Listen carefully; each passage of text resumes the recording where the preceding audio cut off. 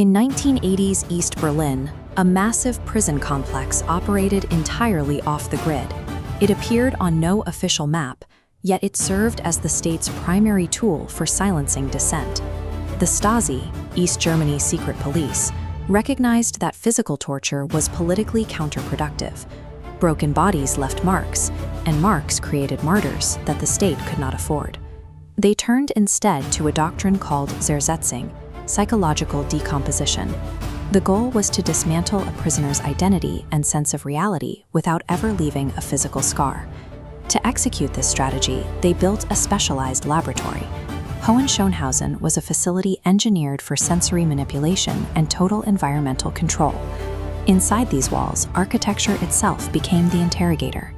Disorientation began the moment a target was forced into what looked like a fresh produce delivery van on a quiet street. Inside the dark, windowless wooden box, the prisoner sat, while the driver navigated erratic, looping routes around the city to destroy any sense of direction or location. When the journey ended, the van backed directly into a sealed, fluorescent-lit garage. The captive was moved into the building without ever seeing the sky or a single landmark. The Stasi engineered the dismantling of the prisoner's reality to begin before they ever stepped into a cell. This architectural cross-section shows the lowest level of the facility. The inmates referred to this subterranean basement as the submarine. The floor plan reveals a labyrinth of damp, windowless cells, completely cut off from the sounds and light of the outside world.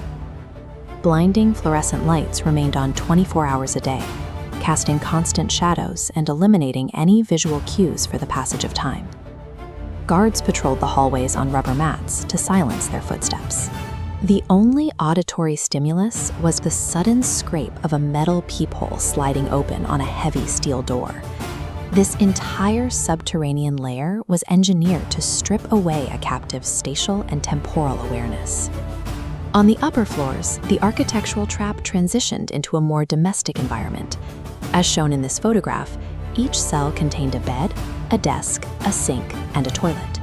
The walls were lined with thick, sound-absorbing materials designed to swallow noise and isolate the prisoner within their own thoughts.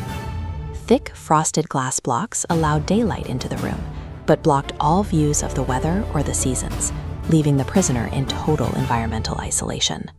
Strict rules prohibited inmates from sleeping or even lying down during the day.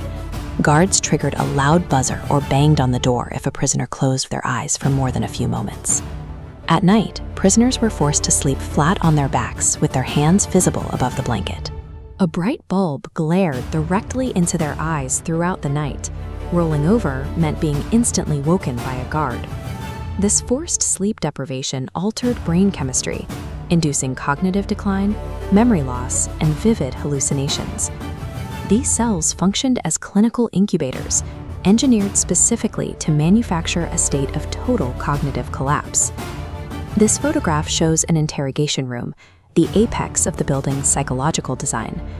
The interior used dizzying geometric wallpaper and an elevated desk to disorient the prisoner, while the interrogator remained silhouetted against a bright desk lamp. The Stasi utilized a massive civilian informant network, enlisting neighbors, friends, and spouses to report on the individuals held in these rooms. Interrogators weaponized these vast archives, reciting intimate, mundane details about a prisoner's private life to project an image of total state omniscience. The previous months of architectural isolation amplified this effect, making the interrogator appear as an all-knowing figure in the prisoner's new, shattered reality. By combining weaponized space with absolute surveillance, the Stasi successfully manufactured confessions through invisible violence. Looking at the modern exterior of the facility today, the claustrophobic interiors of the Cold War feel distant. Since the fall of the Berlin Wall, Hohenschönhausen has been preserved as a memorial and a historical warning. It serves as physical proof that, in the wrong hands, concrete, light, and sound can be weaponized against the human mind. Our team spent hundreds of hours reconstructing this history. To support further work on the architecture of control, please subscribe to the channel. To see how different environments were used to test the limits of human endurance, join us for our next look at the vast landscapes of the Soviet gulags. Our next video follows the survival story of writer Varlam Shalamov, pictured here. Click the video on your screen to watch.